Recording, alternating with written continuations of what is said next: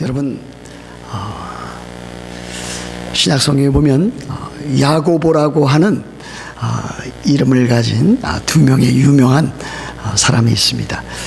첫 번째, 여러분 너무나 잘 아는 예수님의 12 제자들, 예수님의 사도 가운데 한 사람의 이름이 다름 아닌 야고보입니다. 베드로, 안드레, 야고보, 요한 했을 때 요한의 형제 되는 야고보가 있습니다. 또 한 사람의 야고보 있지 않습니까? 그 야고보는 다름 아닌 예수님의 형제입니다.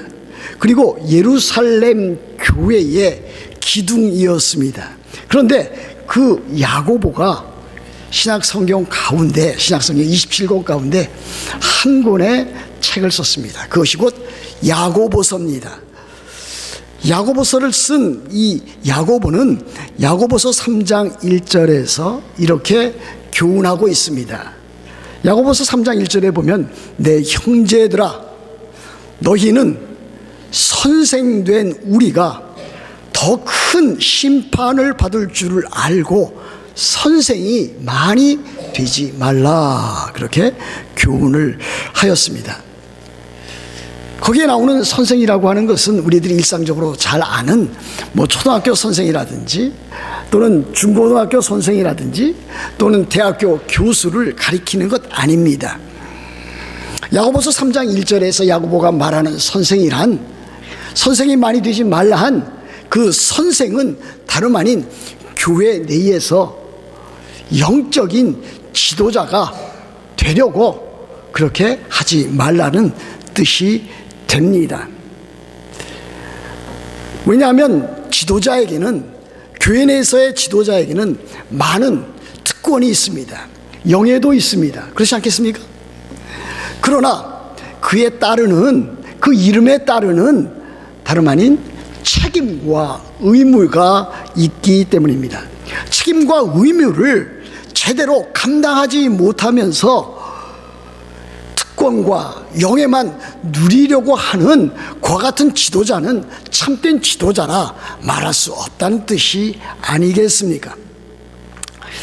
저는 여러분들이 들어본 용어들 가운데 노블레스 오블리주라고 하는 그와 같은 용어를 저는 매우 좋아하고 있습니다.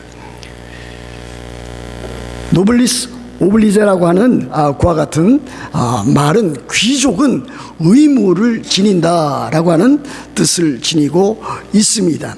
다시 말하면 사회의 고위층 또 귀족층은 다름 아닌 다른 사람들에 비해서 더 높은 수준의 도덕적인 의무를 지닌다라고 하는 뜻입니다. 노블이라고 하는 것은 고상한 또는 귀족이라는 뜻을 갖고 있습니다. 오블리주라고 하는 것은 영어로 아블리게이션, 의무라고 하는 뜻을 갖고 있습니다. 그러므로 한 사회에서 참으로 더 높은 지체나 신분을 갖고 있는 그와 같은 사람은 일반 다른 사람들에 비해서 더 많은 책임과 의무를 성실하게 감당해야 된다라고 하는 것을 말합니다.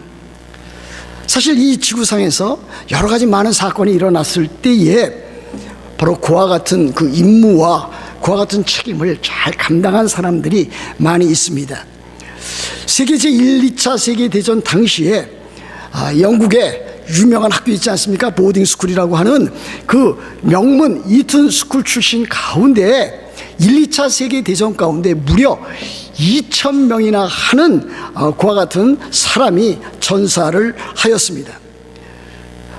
우리나라 6.25 동족 상잔의 그 전쟁 때 미국 장성의 아들이 142명이 참전을 했는데 그 가운데서 35명이 전사하거나 커다란 부상을 입었다고 했습니다.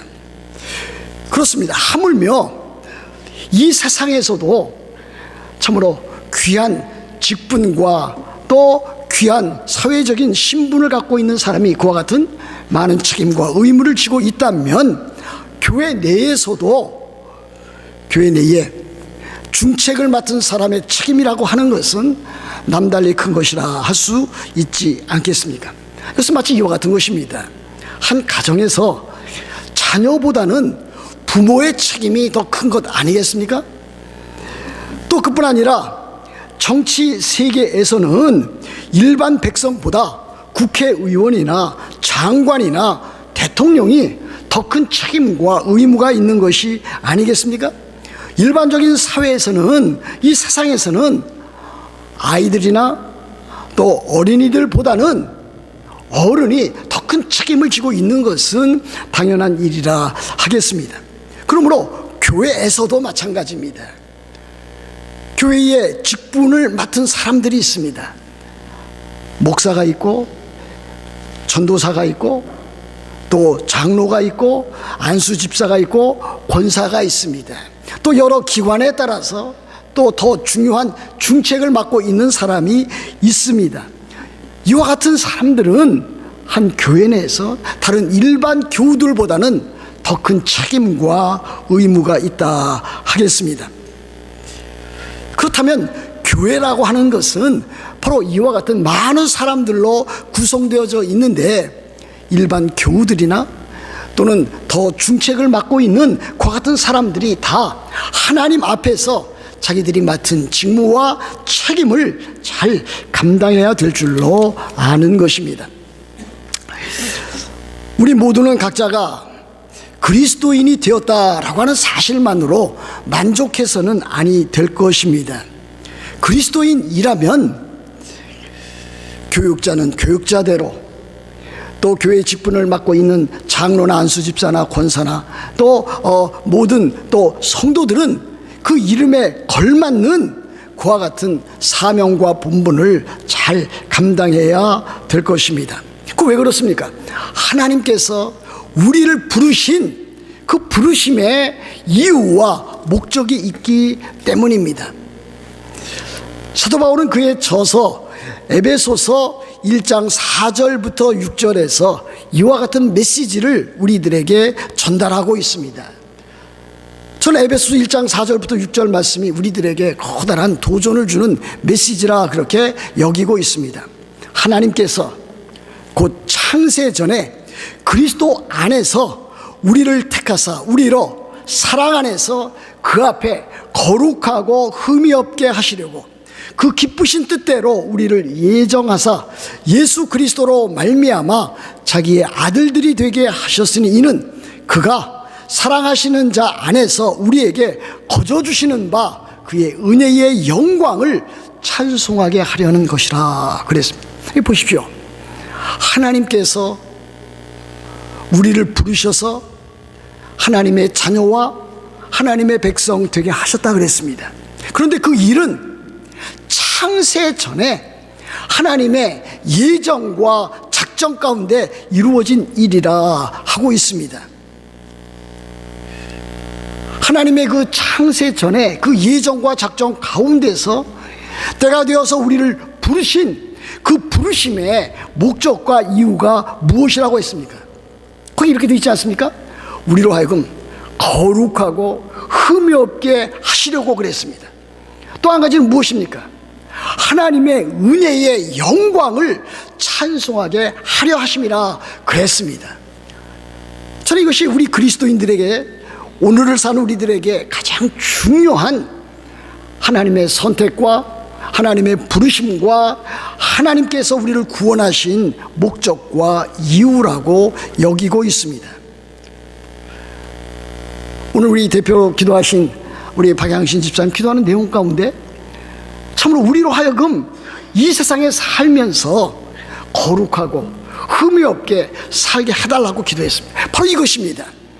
우리들이 이 세상에 사는 그 존재 이유가 거룩하고 흠이 없게, 더 나아가서 하나님의 영광을 위하여 살아가는 같은 자가 되어야 된다고 하는 것을 보여주고 있습니다.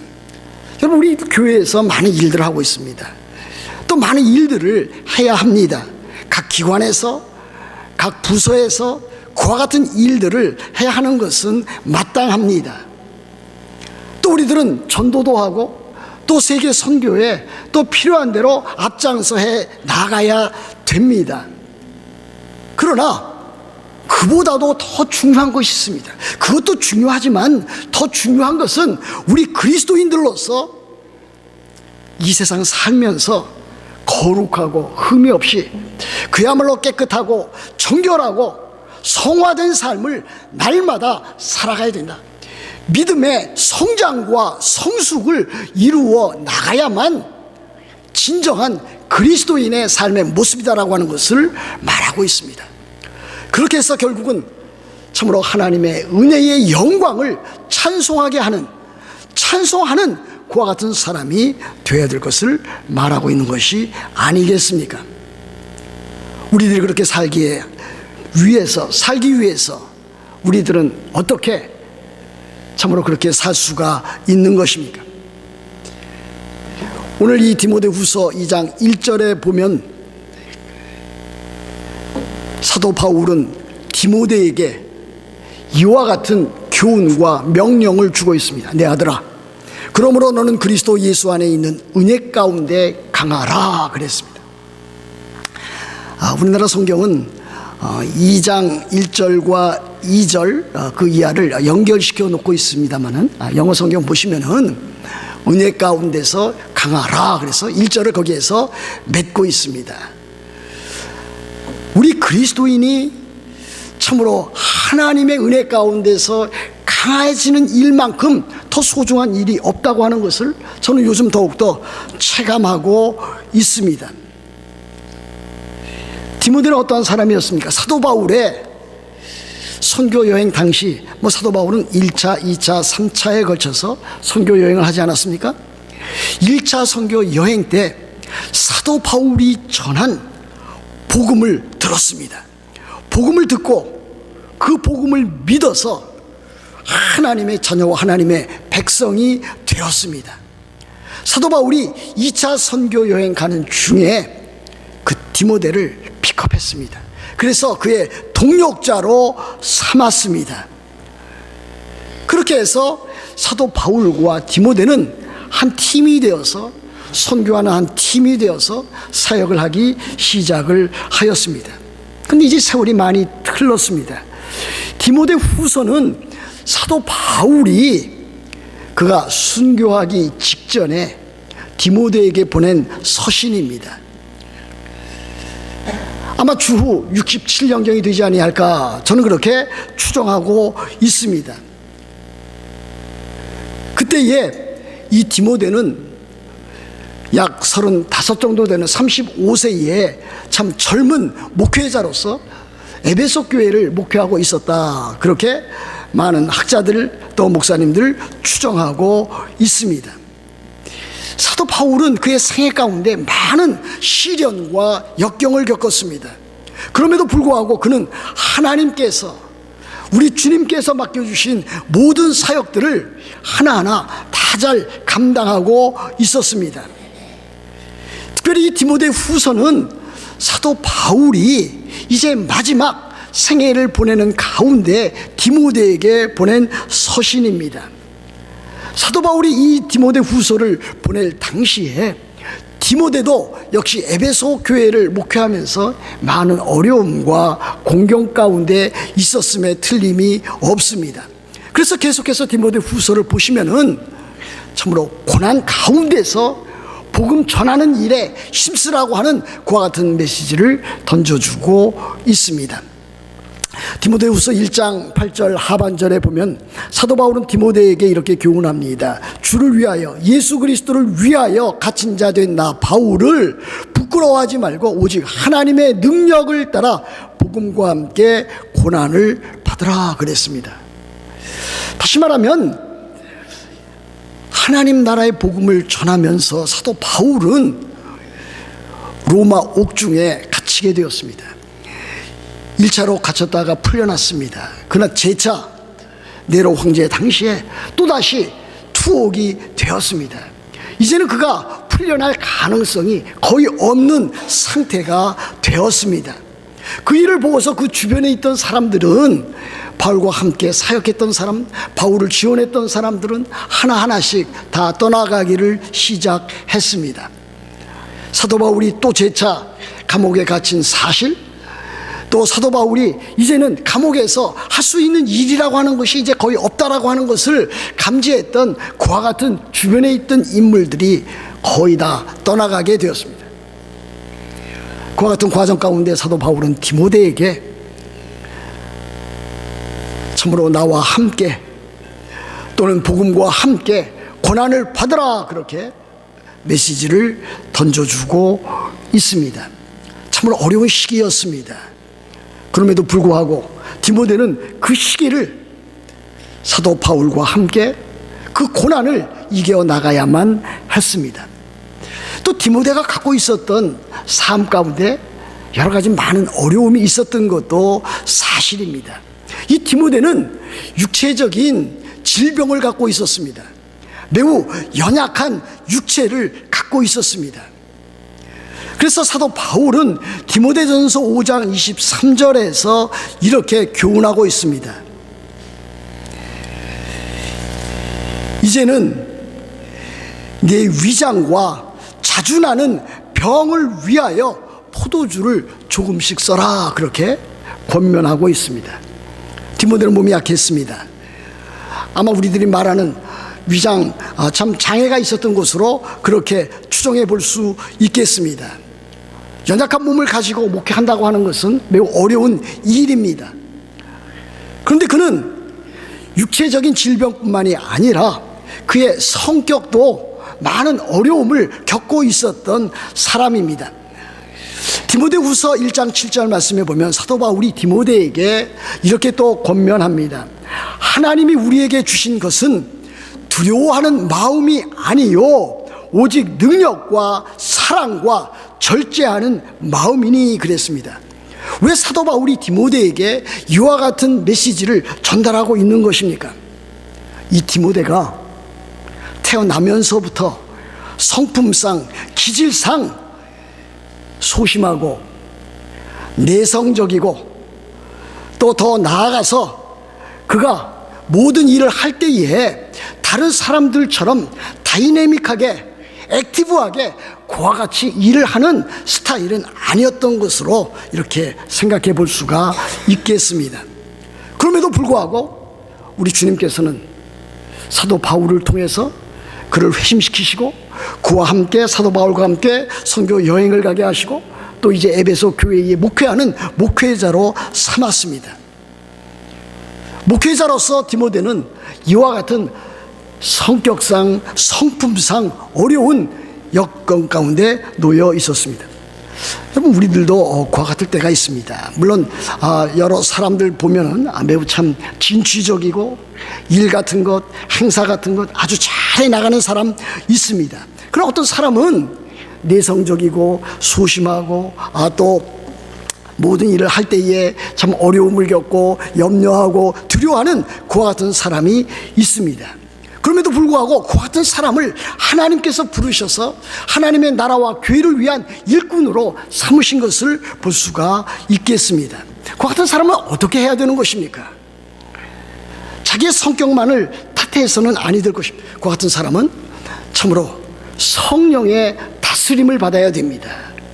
성령의 열매를 이루어 나가기 위해서 자기 자신을 컨트롤해 나가고 다스려 나가야 됩니다. 그러면서 모든 사건과 모든 일을 잘 능동적으로 처리해 나가는 그와 같은 자가 되어야 합니다.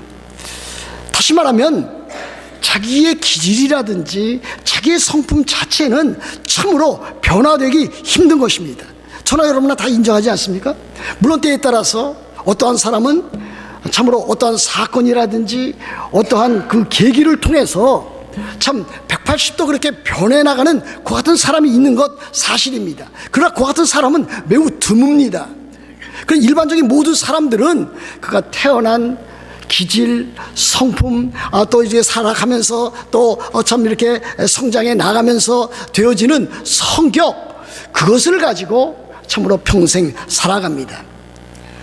그러면 어떤 사람은 또 참 좋게 잘 지내기도 하지만 어떤 사람은 살아가는데 매우 힘든 것을 보게 됩니다.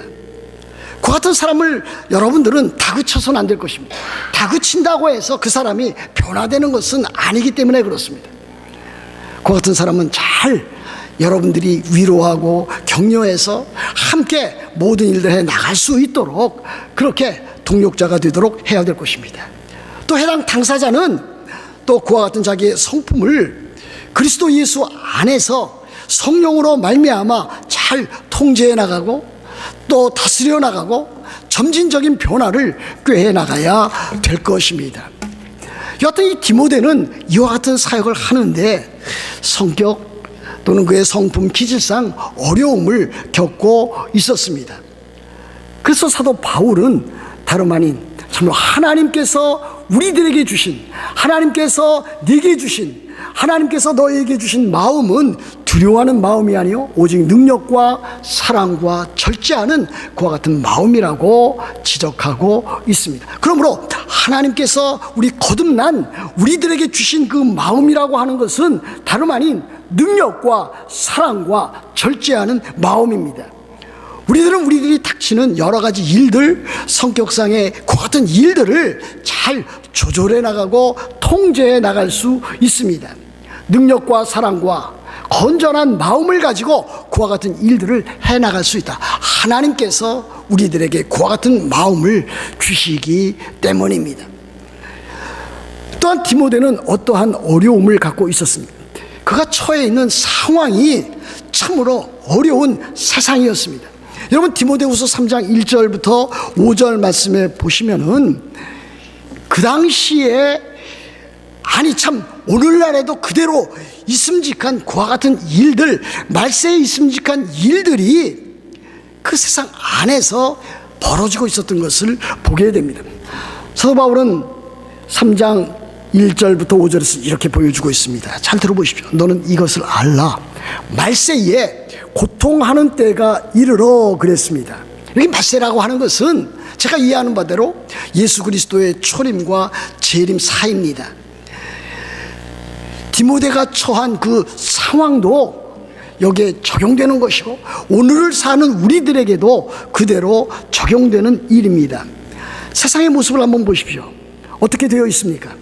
사람들이 자기를 사랑하며 돈을 사랑하며 자랑하며 교만하며 비방하며 부모를 거역하며 감사하지 아니하며 거룩하지 아니하며 무정하며 원통함을 풀지 아니하며 모함하며 절제하지 못하며 싸나우며 선한 것을 좋아하지 아니하며 배신하며 조급하며 자만하며 쾌락 사랑하기를 하나님 사랑하는 것보다 더하며 5절 보세요.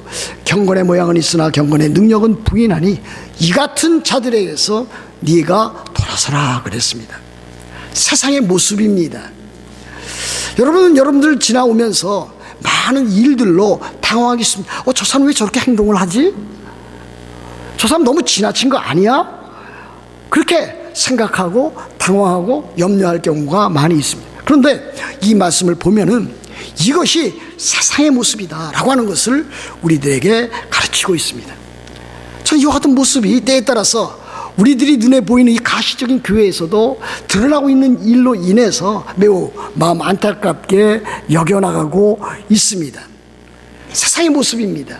세상 그렇게 이기적으로 살아가는 사람들이 많이 있습니다.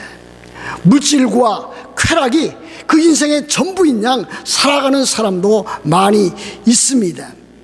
무절제하며 방탕하며 부모를 공경하지 아니하고 오히려 그와 같은 사람들이 많이 있습니다.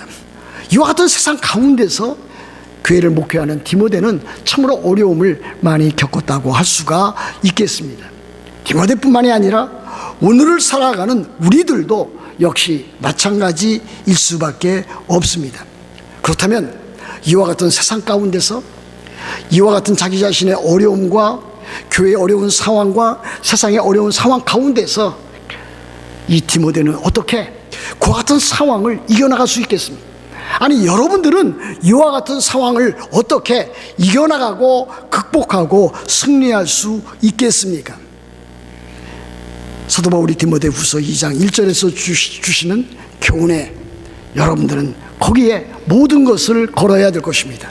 내 아들아, 그러므로 너는 그리스도 예수 안에 있는 은혜 가운데서 강하라 그랬습니다. NIV 영어 성경을 찾아보았습니다. 이렇게 되어 있습니다. You then be strong in the grace that is in Christ Jesus. 이렇게 되어 있는 것을 찾아볼 수가 있었습니다. 저나 여러분이나 이 세상 살아가면서 참으로 힘들고 어려운 삶의 걸음걸음을 지켜나가고 있습니다. 가정, 또 일터, 심지어 교회 내에서도 어려운 일들을 겪어나가고 있습니다. 때에 따라서는 죄와 싸워야 되고 불의와 싸워야 되고 악한 사람들과도 영적으로 싸워 나가야 됩니다. 세상에서 겪는 많은 시련과 역경도 이겨나가야 됩니다. 때에 따라서는 몸의 질병과 또 고통 가운데서 버티고 견뎌내야 하는 그와 같은 일들도 있습니다. 경제적으로 어려움을 겪어 나가는 그와 같은 때도 있습니다. 더욱더 어려운 것은 죄와 싸워 이겨나가야 되는 것입니다. 유혹과 싸워 나가고 또 시험과 싸워 나가서 이겨나가야 합니다. 맡겨주신 모든 사명과 본분을 따라서 그와 같은 일들을 참으로 가정에서 일터에서 교회에서 해나가야만 합니다. 그런데 우리들 스스로에게는 힘과 능력이 없습니다. 해야 할 자신감도 없습니다. 그러나 사도 바울이 디모데에게 준 이 교훈을 따라서 우리들은 그와 같은 모든 어려움과 역경과 시험과 유혹을 이겨나갈 수 있습니다. 무엇입니까? 은혜 가운데서 강해지는 일입니다. 어떤 은혜? 예수 그리스도 안에 있는 은혜 가운데서 강해지는 일입니다. 어떻게 우리들이 여러 가지 많은 시련과 고난을 이겨나갈 수 있습니까? 은혜 가운데 강해지는 일밖에 없습니다. 그 은혜는 어떠한 은혜입니까? 그리스도 예수 안에 있는 은혜, 예수 그리스도 안에 있는 은혜입니다. 구원의 은혜입니다. 특별 은혜입니다. 이 은혜를 가지고 우리들은 이 세상을 이겨나갈 수가 있습니다. 죄와 유혹을 이겨나갈 수 있습니다. 우리들이 갖고 있는 이기심과 물질주의와 세상적인 가치관과 시기와 질투, 분쟁을 이겨나갈 수가 있습니다. 어떨 때? 예수 그리스도 안에서 하나님의 은혜 가운데서 강해질 때에 그와 같은 것을 이겨나갈 수가 있습니다. 제가 지난 수요일에도 잠시 말씀을 드렸습니다. 우리 그리스도인들이 너무 패배의식 가운데 살아가는 것이 아닌가, 그와 같은 것이 안타깝다라고 하는 것을 말씀을 드렸습니다. 물론 우리들이 참으로 이 세상에서 실패하고 또 우리들이 좌절하고 그때마다 우리들이 하나님 앞에 나와서 우리들의 연약함을 고백하면서 하나님의 도우심과 하나님의 은혜의 필요성을 우리들은 강조를 해 나갑니다. 그러나 날마다 패배할 수밖에 없는 그와 같은 자로 우리를 부르시지 않았다라고 하는 것입니다. 우리가 죄로 인해서 때에 따라서 실패도 하고 실수도 하고 범죄도 하지만은 우리들은 이 세상 살면서 죄를 짓지 아니할 수 있는 거듭난 삶, 그리스도인의 삶, 신자의 삶, 하나님의 자녀의 삶을 살 수 있다라고 하는 것을 보여주고 있습니다. 그러면 우리들은 패배의식 가운데 살아가야 할 사람이 아니라 승리의식 가운데 살아가야 할 사람입니다. 예수 그리스도 안에서 예수 그리스도께서 이미 이루어 놓으신 그와 같은 구원의 큰 일을 우리들이 받았기 때문에 그것을 믿고 의지하고 승리해 나가면서 살아가야 할 그와 같은 존재입니다. 어떻게 그것이 가능하다고 했습니까? 은혜 가운데서 강해지는 일입니다. 그리스도 예수 안에 있는 은혜 가운데서 강해지는 일입니다. 여러분들이 실패할 때, 여러분들이 좌절 가운데 있을 때, 여러분들이 유혹과 여러분들이 시험 가운데 빠져서 헤매고 있을 때에 여러분들이 할 수 있는 일은 무엇입니까? 은혜 가운데서 강해지는 일입니다. 그리스도 예수 안에 있는 은혜 가운데서 강해지는 일입니다. 여러분들에게 바랍니다. 강해지십시오. 은혜 가운데서 강해지십시오. 그리스도 예수 안에 있는 그 은혜 가운데서 강해지십시오. 그래서 여러분들이 거룩하고 흠이 없이 살아가십시오. 여러분들이 모든 시험과 유혹 가운데서 이겨나가십시오. 여러분들이 그뿐 아니라 많은 닥치는 시련과 역경과 또 어려움 가운데서도 은혜 가운데서 강해져서 그것을 이겨 나가십시오. 그 은혜는 어떻게 오는 것입니까? 하나님으로부터 오는 것입니다. 주 예수 그리스도 안에서 하나님께서 성령으로 말미암아 우리들에게 주시는 그 은혜 가운데서 행해지는 것입니다. 그러면 우리들은 날마다 더욱더 하나님 앞에 가까이 나아가되 하나님의 말씀을 통해서 우리들이 기도를 통해서 우리들이 하나님 앞에 더욱더 가까이 나가야 됩니다. 하나님께서 우리들에게 주시는 그 은혜의 방법과 수단이 바로 그와 같은 것입니다. 우리들이 어떻게 하나님의 은혜를 체험해 나갈 수가 있겠습니까? 바로 하나님의 말씀을 통해서 우리들이 그 은혜를 체험해 나갈 수가 있습니다. 우리들이 어떻게 강해질 수 있습니까?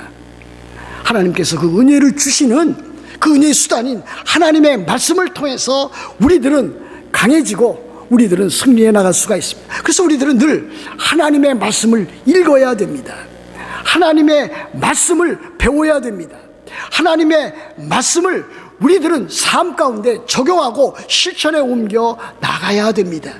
이 일 없이 여러분들이 삶에서 승리할 수 없습니다. 은혜 가운데서 강해질 수 없습니다. 또 하나는 무엇입니까? 기도하는 일입니다. 하나님께서 우리들에게 은혜를 주시는 그 방편은 하나님의 말씀과 성례와 기도입니다. 기도가 얼마나 중요한 것입니까?